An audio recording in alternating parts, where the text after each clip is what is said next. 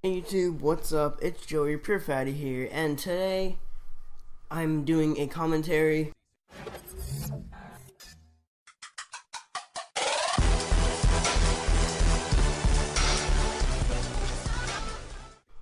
Not sure what game I'm gonna put over this, but it'll probably be a pretty good one. So just watch the gameplay. And what I wanted to talk to you about today is what just happened.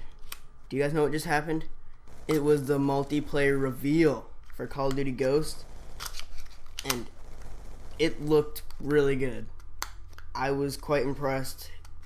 It made me feel like it was actually going to be a good game. So I have a list of things that I want to talk about with you guys today. So we're just going to go down the list and check things off. So the first thing I want to talk to you guys about was all the new weapons that they put in the game. It's a lot of weapons. It's going to be really different not knowing what guns are usually just going to be good or not. So we're going to have to find out what guns are good, what guns aren't as good, and everything like that. I'll be posting videos on all the guns that I find, some weapon comparisons, gun battles, and all that kind of stuff. Perks, and just everything that will help you guys get better at Call of Duty Ghost. But the weapons look like they had a really good variety. It looked like they were mostly assault rifles, but that happens in every Call of Duty. I don't think there's been one Call of Duty when there's been more submachine guns or LMGs or snipers or something like that, more than assault rifles. So having more assault rifles and everything else is normal, which is obviously normal, but it looked like they had a really good variety of what kind of guns they had, what kind of gun shapes. I feel like they're going to have a bunch of different stats, and not one gun is going to be the same as another, like they have been in the past sometimes. Because when one gun isn't the same as the other, it makes it have more variety to use the gun that better fits your needs.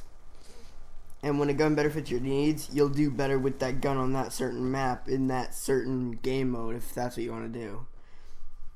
The next thing that I want to talk about is, oh my god, am I happy that there is no death streaks.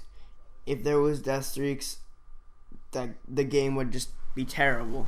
Because in MW2 and MW3, you're on like a 24, you're almost at your nuke, you put some guy into final stands and he shoots you. That makes me mad. That happened to me once on MW3 when I went off my Moab. That was the first time I was trying for it too. So after that, I just stopped trying. So no death streaks is really good. It's gonna make the game a lot easier.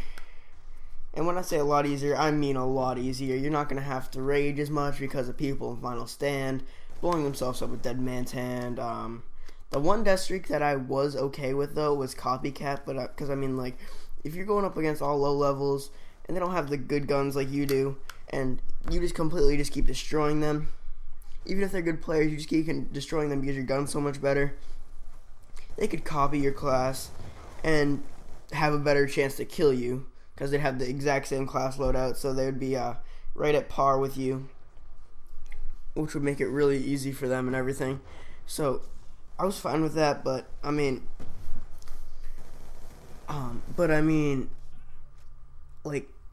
they're kind of pointless. Why would you record? Why would you not record? Why would you help people that are bad at the game? Why would you reward them with a death streak that could kill somebody if they can't do it legit? I just feel like death streaks aren't very legit. That might just be because I don't get them very often. And when I did get them, it was when I first started playing. I was like, ooh, what's this? Ooh, what's that? I have to find my way around the map and all that. So right now we're just going to do the things that we're happy about, and then we'll do the negatives at the end. So the next thing that I'm happy about is the leaning, mantling, and sliding. Leaning is when you only poke out a little bit of your top half of your body and your gun. You actually do it a lot in paintball, but it's called snap shooting there because you just keep popping in and out of your bunker, but it's pretty much the same thing, so that'll make it seem really more realistic. even though it's Call of Duty, so it's not supposed to seem very realistic, but the closer it is, the better it probably is. Mantling, it's when you run up to something, your guy puts his hand on it and he hops over it when he's at a full sprint, so it doesn't slow him down like it would in the previous Call of Duties, where you just run up to it, hit A or X to jump, or space if you're on PC, and you'll be able to just be going at a full sprint, put your hand on it, and then mantle over it. And then the knee slide is when your guy is sprinting and he slides onto his knees and slides as a transition to get out of the sprinting animation to pull his gun up and shoot at the enemies. I really like that. I think it's going to be fun to do and play around with even if you're not try hard, it'll still be fun to play around with. You'll be just running around and doing your own thing, just sliding everywhere, leaning everywhere. The next thing, game modes. The new game modes, Cranked, seems really cool. You have 30 seconds on the timer. Once you kill somebody, you have 30 seconds. It gives you like sleight of hand, quick draw, something that makes you move faster. And if you don't kill another person within that 30-second timer, you blow up. So it's either a do or die type thing, which is really cool. It's gonna be a very intense, fast game mode of a TDM type thing, which will be really fun to try out and play. Another game mode is Search and Rescue. It's based off of Search and Destroy, and it is basically Search and Destroy, but you don't die immediately and you're out of the game.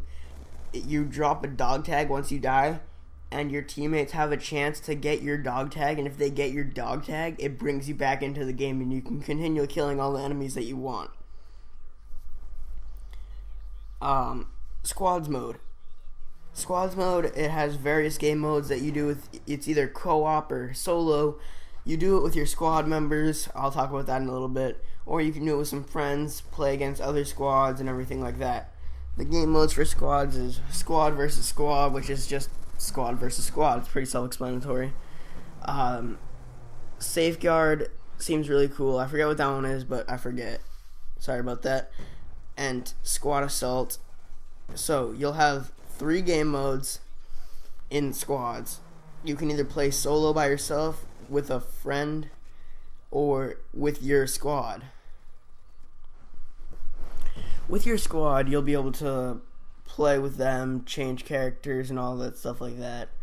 So that leads me into character personalization, which it seems really cool. Character personalization, changing your entire person to match your needs, because instead of being randomly generated person, you can pick who you are. You can decide what person you want to look like, what person you're going to be, what guns you're going to use, what perks you're going to use. And with the squad and everything, that'll be really cool with character personalization.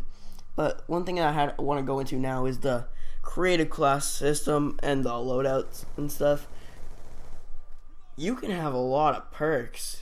I was looking at the creative class system. You can have a bunch of attachments, a secondary, and like 8 perks or something. And if you take off your secondary, you can have like 11 perks. So I'm not sure if it means it's going to take a lot of bullets to kill somebody, or if they're just mostly perks that that'll help you just like that'll help you when you're on the go and not like strengthen your guy, but give you the advantage over the enemies. I'm hoping that's what it is, because if you have 11 perks and some of them make you stronger, it's not going to be a very fun thing to do. And then dynamic maps.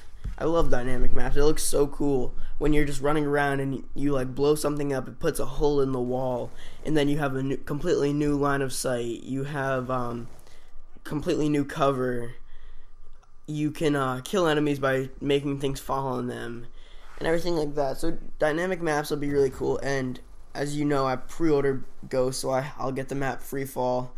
And I'm thinking of some series to do. I think I have some ideas. So you'll be expecting a ton of videos from me and Ghost. Another thing that I really like before we get into the negatives is audio improvements. Instead of your guy just saying, instead of just screaming out random things, they actually scream out where they spot an enemy from. So say you spot an enemy down at the end of the hall, the guy will be like, enemy spotted down at the end of the hall or something like that, and it'll completely just tell you where they are. So hopefully this will get rid of some camping. With no death streaks, hopefully not as many campers and everything like that. I'm hoping for a really good game. Alright, so now we're going to get into the negatives. The first negative that I noticed while watching the multiplayer reveal was the specialist, support, and assault score streaks again. Because the reason, I like assault and specialist. I think that was really good, actually. It helped a lot. But support was way overused. It's basically helping people that are bad at the game. Because if you can get like 20 kills a game, but you also get like 20 deaths a game, you could still get support juggernaut out of that. So I would really just like having either assault and specialist or like Black Ops 2 did, just one thing where it's just score streaks, but the score streaks are going to be determined by like kills, getting on the objective. I don't think it's like Black Ops 2 though, where you get like 50 points for an assist and that counts. I think it has to be either a kill, a flag cap, a plant, something like that, which will be pretty good. I mean, I didn't mind that. It was simple, which I liked. It was really simple. And the other thing that I'm not sure if I'm gonna like is the equipment. I'm not sure what the equipment's gonna be like, so it'll be interesting to find out what kind of equipment there is. I know that there's some like C4 and everything, but I'm hoping that there's no like camera spikes or portable radar like there was in Black Ops 1, or like some like just random like derp equipment that only noobs camp with. So hopefully they'll be trying to get rid of campers and make them actually rush out, which Cranked looks like it's gonna do really good. So I hope you guys enjoyed this commentary of Call of Duty Ghost, the multiplayer